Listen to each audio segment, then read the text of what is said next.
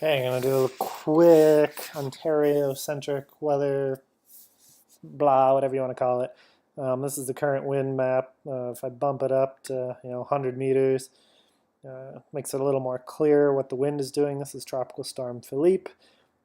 Pretty much about to end its run. It was never really a great tropical storm. Well, it's great in that it didn't cause destructive winds, probably caused a lot of rain and flooding for people, but it's going to be absorbed by this extratropical low pressure system pretty much any minute now.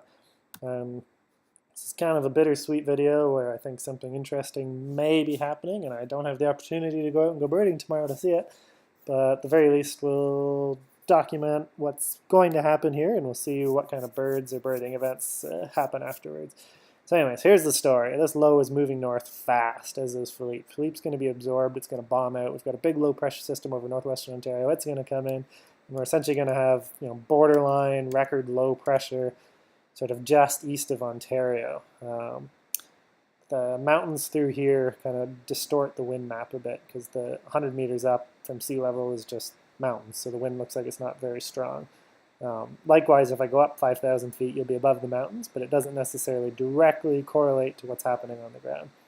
So because of that, it's hard to see exactly here, but if I bump it up, you can really see this air mass over here, Philippe merging with this low pressure system. It's just east of Ontario, and it's rocketing north, so this map only goes forwards 3 hours, backwards 3 hours at a time. So you've actually got areas of low pressure.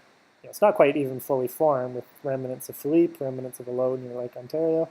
It pulls together really quickly, and the pressures associated with this is insane. That's temperature. The pressures associated with this is insane. It's going to be like all-time record low for this area. 971 is like hurricane pressures.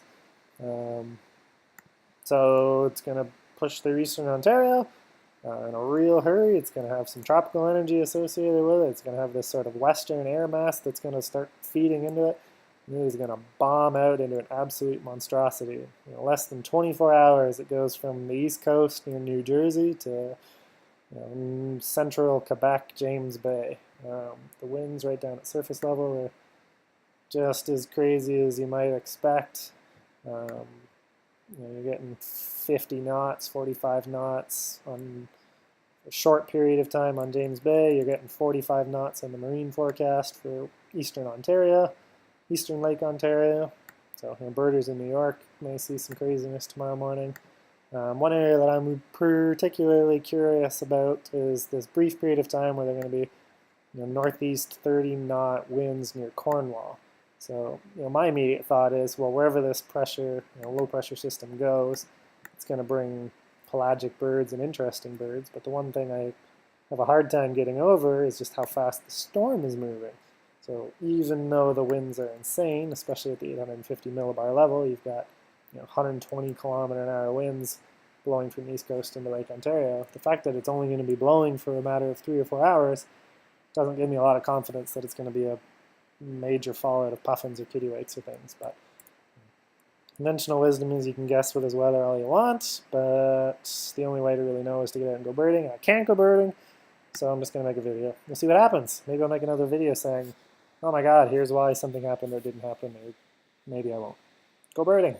It's a good time of year. It's going to get cold soon.